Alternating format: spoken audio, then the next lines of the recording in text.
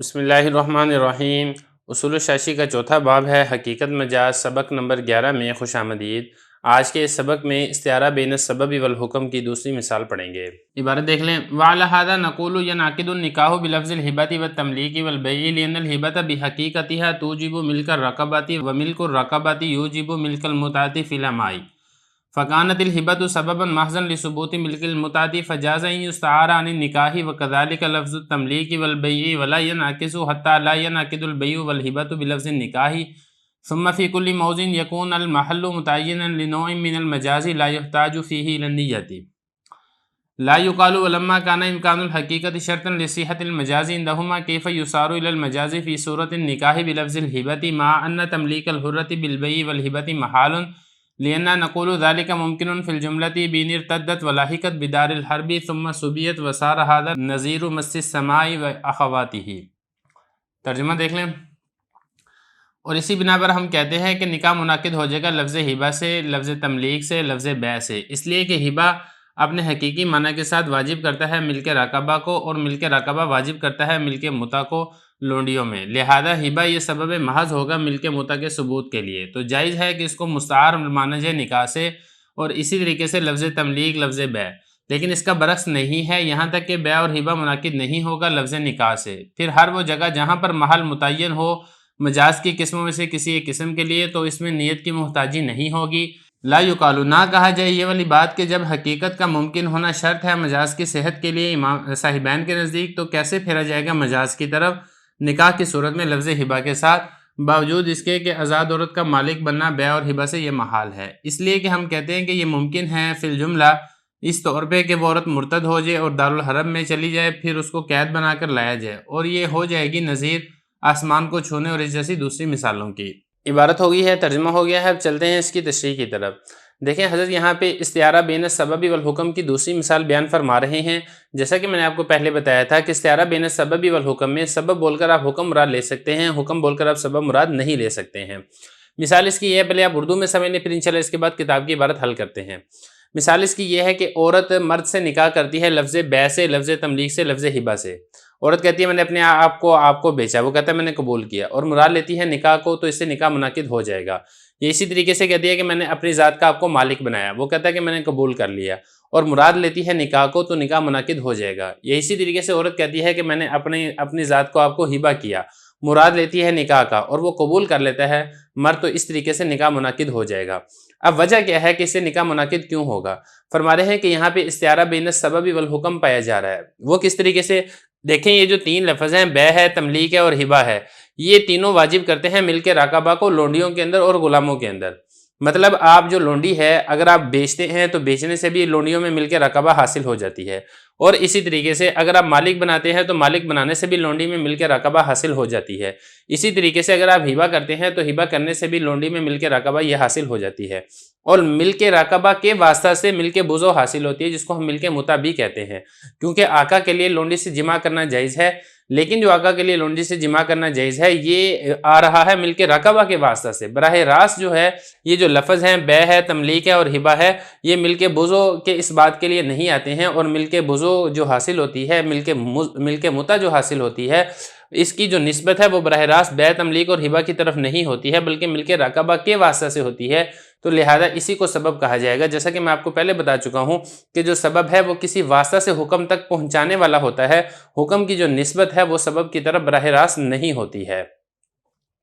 تو خلاصہ کلام یہ نکلے گا کہ یہ جو لفظ ہے یہ سبب بنے گا، اور جو ملک بزو یعنی اس سے جو نکاح ہے، نکاح سے بھی ملک بزو حاصل ہوتی ہے، یہ بنے گا حکم۔ تو لہذا سبب بول کر حکم نکاح یہ تو آپ مراد لے سکتے ہیں، لیکن اس کا برعکس نہیں کر سکتے ہیں کہ آپ نکاح بول کر آپ بیع مراد لے لیں، یا نکاح بول کر آپ تملیک مراد لے لیں، نکاح بول کر آپ ہبہ مراد لے لیں۔ آپ ایسا نہیں کر سکتے ہیں، کیونکہ یہاں پہ استعارہ جانب واحد سے درست ہے، جانبین سے درست نہیں ہے۔ اب ذرا دیکھیں، اسی بنا پر ہم یہ کہتے ہیں کہ لفظ نکاح منعقد ہو جائے گا لفظ ہبہ کے ساتھ، لفظ تملیک کے ساتھ، لفظ بیع کے ساتھ، اس لیے کہ ہبہ ہو یا تملیک ہو یا بیع ہو، اپنی حقیقی معنی کے ساتھ یہ واجب کرتا ہے ملک راقبہ کو، اس سے تو ملک راقبہ یہ حاصل ہوتی ہے، اور ملک راقبہ یہ واجب کرتی ہے ملک متع کو یا ملک بزا کو، ایک ہی بات ہے۔ تو لہذا یہ جو ملک راقبہ ہے یہ ملک متع کو واجب کرتی ہے فی الما لونڈیوں میں، لہذا جو ہبہ ہے یہ تو صرف اور صرف ہبہ ہے، یا اسی طریقے سے تملیک ہے، یہ اسی طریقے سے بے ہے، یہ صرف اور صرف پہنچانے والا ہے۔ فرمانے یہ تو سبب محض ہوگا ملک متع کے ثبوت کے لیے، ملک بزا کے ثبوت کے لیے، ملک متع کے ثبوت کے لیے صرف اور صرف پہنچانے والا ہوگا، تو لہذا جائز ہے کہ اس لفظ ہبہ کو مستعار لیا جائے لفظ نکاح سے، یا اسی طریقے سے لفظ تملیک کو مستعار لیا جائے لفظ نکاح سے، یا اسی طریقے سے لفظ بے کو مستعار لیا جائے لفظ نکاح سے۔ یہی فرما رہے ہیں اسی طرح لفظ تملیک و لفظ بے ہے، ولا یناقض، لیکن اس کا برعکس نہیں ہے، یہاں تک کہ بے منعقد نہیں ہوگی، ہبہ منعقد نہیں ہوگا لفظ نکاح سے۔ ایک آدمی کسی کو کوئی کتاب بیچتا ہے، وہ کہتا ہے کہ میں آپ سے نکاح کرتا ہوں، اور مراد اسے بیچنا لیتا ہے۔